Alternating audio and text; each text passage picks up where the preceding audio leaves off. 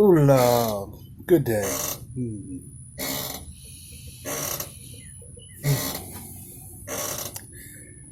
Oh,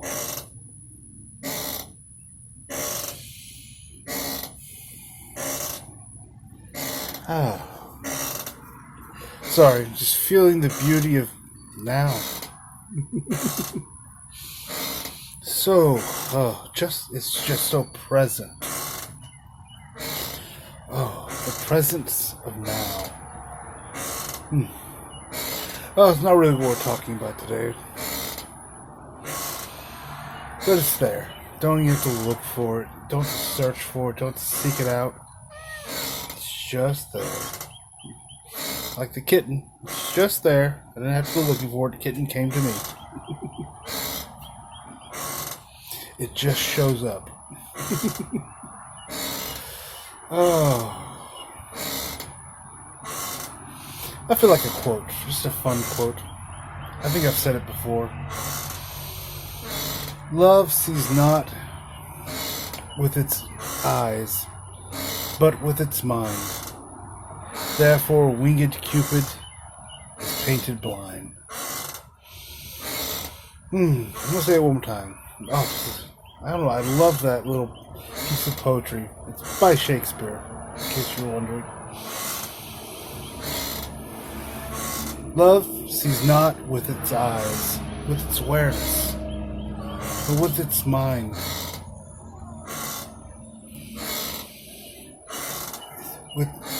With structure, with illusion. Therefore, winged Cupid, that child, the little boy, winged.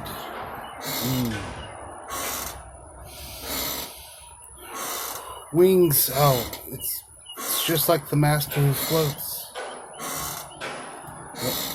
That does defy gravity. The anti-gravity, the expansion. Little angel Cupid, little cherubim, immature in his love. The son of Aphrodite, of beauty. And the son of Eros. Oh, Eros, the god of war, of conflict, of duality, oh, the mind. Brought together by beauty. It was said only Eros would only come to his knees. But could only be brought to his knees to surrender by the goddess Athena. Wisdom, the god of wisdom. Duality could only be quieted by wisdom. As it met and married beauty and gave birth to Eros, the immature child, the angel, and the human,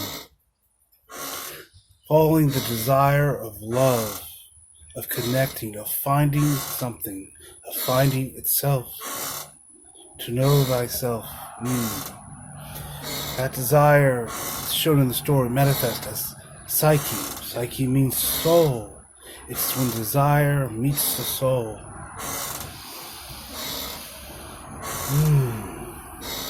Oh, it's turbulent. Their story is turbulent. There's ups and downs. They go all the way to Hades and back, ascending from the root chakra all the way up, all the way up, all the chakras to the heavens itself. And then in their marriage, their chemical wedding, they make love with one another, desire and the soul, and it gives birth to Hidden, to bliss.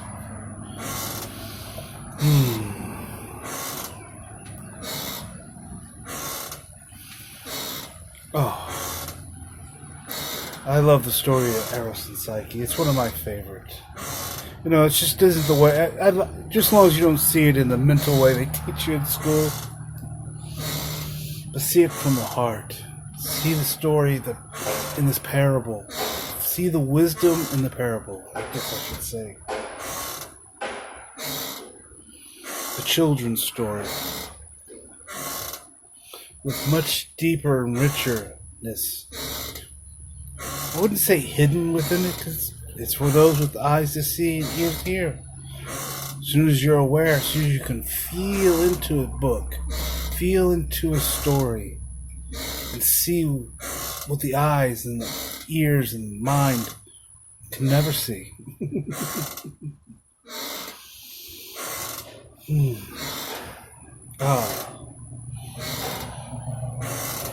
Truly, truly blessed days. Oh, I guess I should actually start talking about what I was going to make the video about.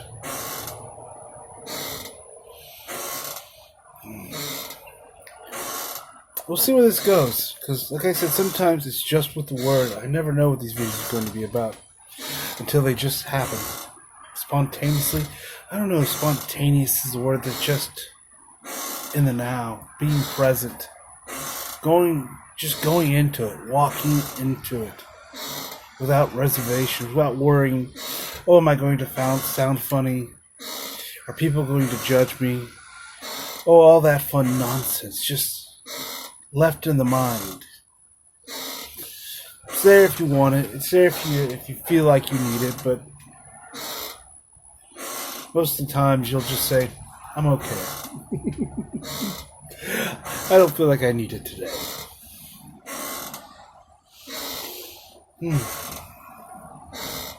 Innocence. Innocence. It's a beautiful word. It comes from it's a Latin word, I believe, originally. It meant not to harm. Not harm. Not harmful or not to harm. You can say it either way. You could also say it means not to harm on purpose. This is why when you're in a court of law, you're either found innocent or guilty. You meant no harm. But that doesn't really make sense. You meant no harm. Because if you did, because you couldn't say it's not to harm on purpose.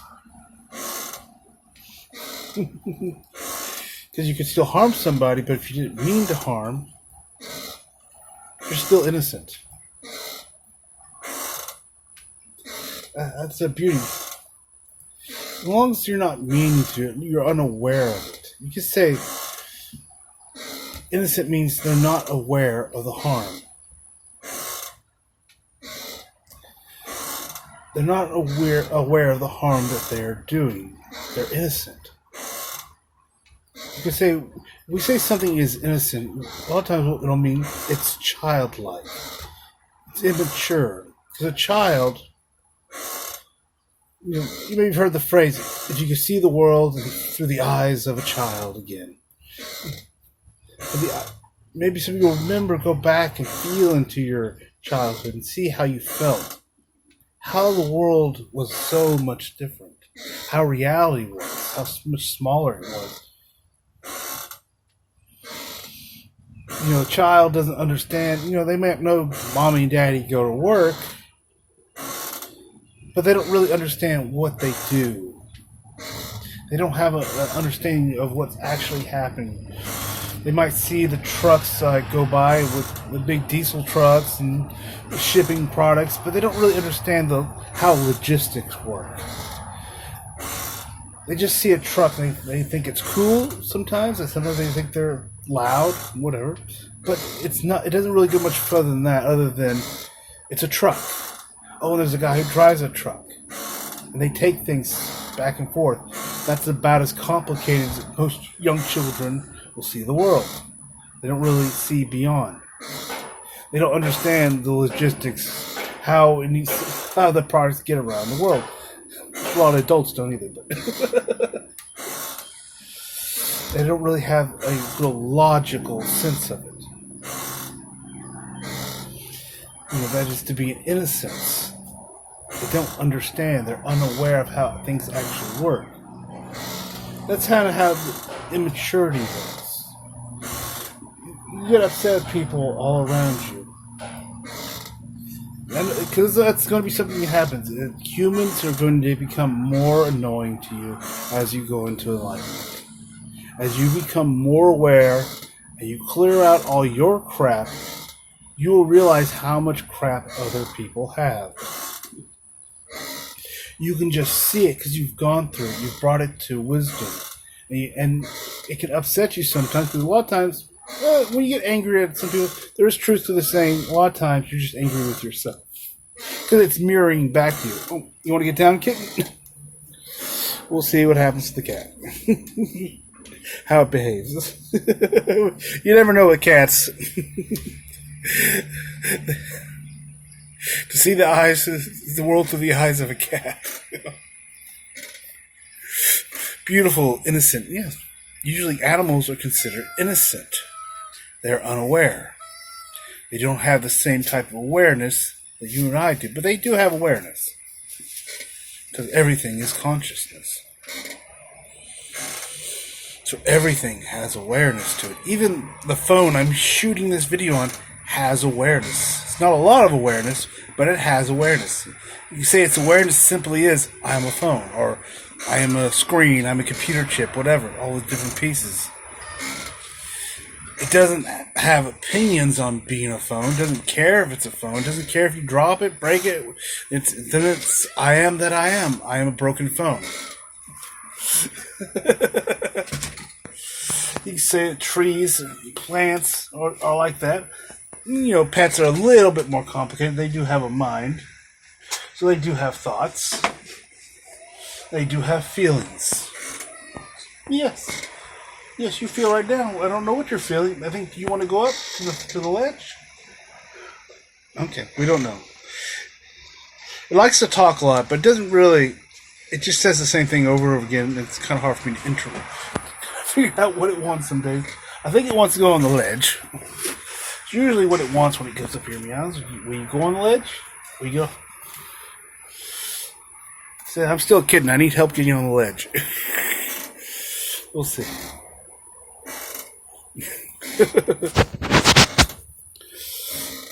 Yeah, animals and children are usually innocent. They're unaware. So you can say somebody who's unaware, to a degree, is innocent. They don't really know what they're doing. They don't really understand they're in a play. That their thoughts aren't theirs. So, you know, they get so caught up in the gravity of who they are and what their mind says that they believe it. And they can do some incredibly nasty things because they have a lot of stuck energy, a lot of things that are... There's always a communication through... Well, energy, that's I said before, energy is communication. Creation is a communication. It all speaks to one another. Through time and through space. Because it doesn't exist, it's not like it actually has to travel anywhere. It's just there.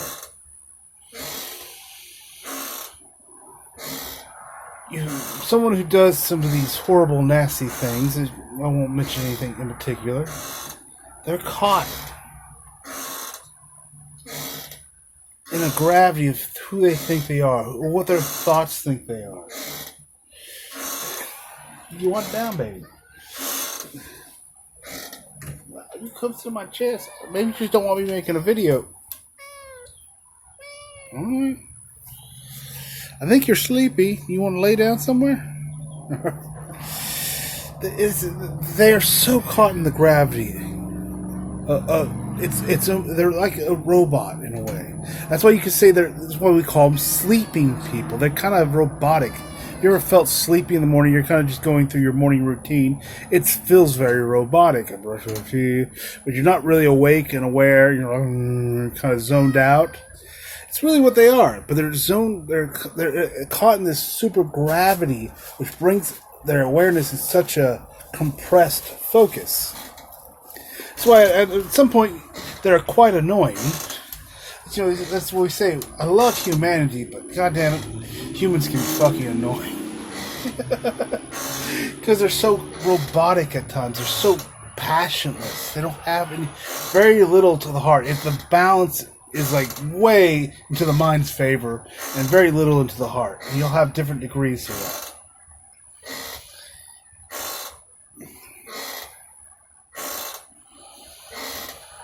And it's just so, and when you're so closed up from the heart that you're closed off to your angelic senses, it's people, because even when they feel like they're missing something, because there's a passion, desire, everything comes from the heart.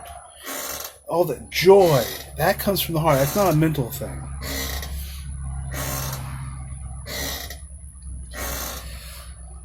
But happiness is being mental, because happiness is based on usually on, if I get this, I'll be happy. If I get that, I'll be happy. If this happens, I'll be happy. If the world is like this, I'll be happy. It's all conditional based. It's very mental based to get you to do something based. And the mind is designed to get you up and moving sometimes. It's part of its survival. It has that design within it. Because, that's why I said, that's why if you were just in the heart, in this expansiveness, you couldn't stay on this planet. Oh, do you want up or down, or just, yes, baby. What? You look, that's a tired meow. That's a daddy, I'm sleepy. I need you to rub me and go to sleep meow. Is it? Maybe not, because you're still meowing. Alright. Oh. Another distraction to give us out of our minds. Hello. Yeah, I'm sure they're really appreciating all your meows. Okay, I was getting into getting caught up into the gravity of the mind, into such a well, actually, I think I was talking about the expansion. Trying to remember what I was talking about. I've been distracted so much.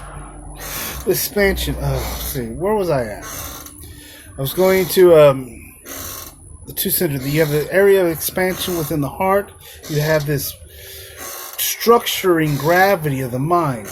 This is expansive. This is coming into gravity, coming into matter, coming into physicalness. They're not at war with each other. See, the light radiates, and what comes back is gravity. Your light radiates, and it creates gravity. And this gravity then becomes creation. Becomes physical. Even the non-physical realms have some bit of gravity in them. A lot lower degree here. You could say falling through the realms is falling into gravity, coming into the understanding of what gravity is. It is the opposite of the passive, of the feminine, of the I exist, the light. You have the dark gravity, the reflection, sometimes called the shadow.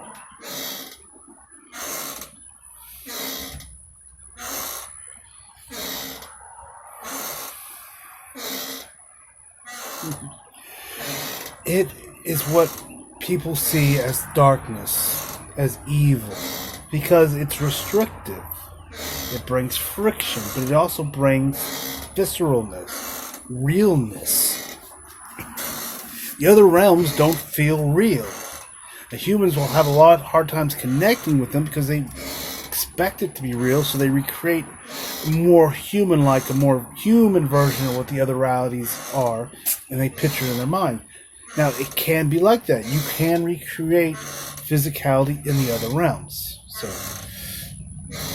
it's not the same as here. It doesn't have the gravity, the solidness as this realm would, because if you want that, you have to come here. You have to come deeper into gravity. So, gravity is what people have been fighting, good versus evil, the light versus the darkness, or expansionness versus gravity. This is what all wars and battles have been about, in a way. All conflict. This battle between good and evil, expansiveness and gravity. Bring it down to its simplest thing.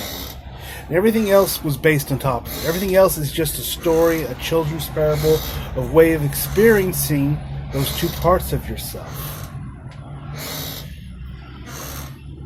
So when I say we're going to, in the future, some part of me says maybe I shouldn't even talk about this stuff. This is a little ahead there. When we want to integrate energy, we're integrating that gravity. We do it here on a human level, on a experiential level. What wisdom does that give us to do in the other realms? Within ourselves. You can feel it. It's orgasmic. It is orgasmic. It just climbs up your spine. It just wants to be expressed as hallelujah.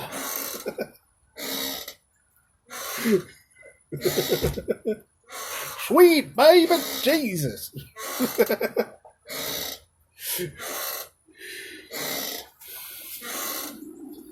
But back to innocence.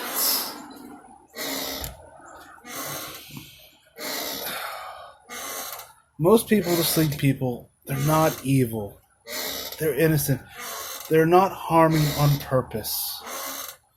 With awareness.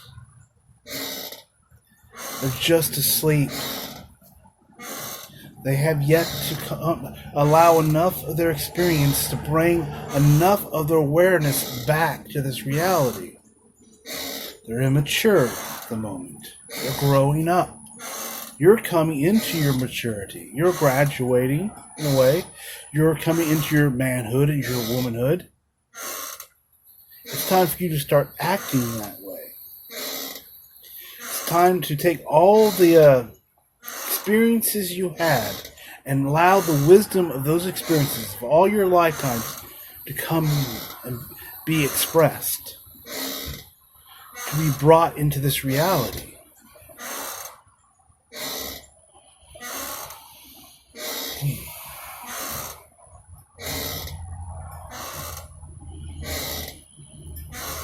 Oh, it's so beautiful.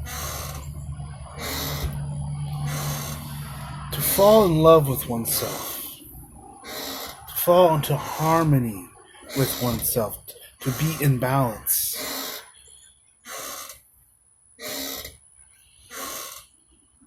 Gives birth to such joy, such passion for self, that it creates new realities.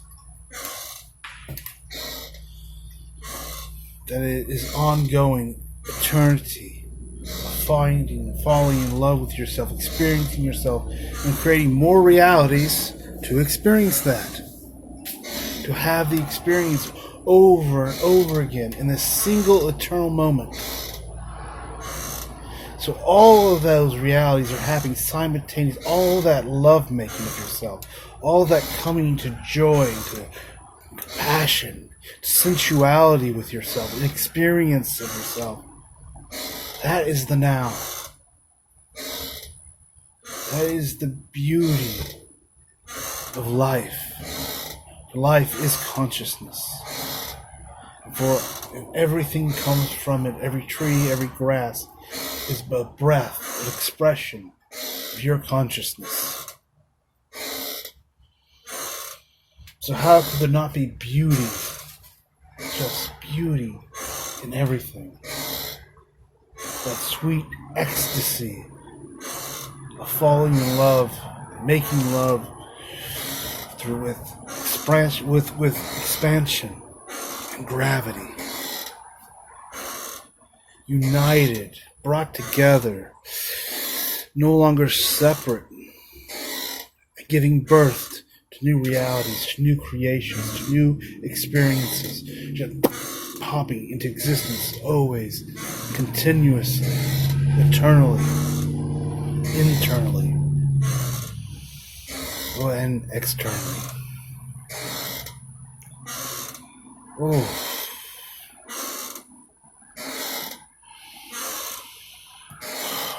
It's been a lovely video for those who are aware, those who can feel into it. Feel into themselves. Feel into their consciousness, their awareness. Allow that to be here. Allow them to perceive with their awareness. For those angelic senses that rip away all the nonsense and just leave the wisdom.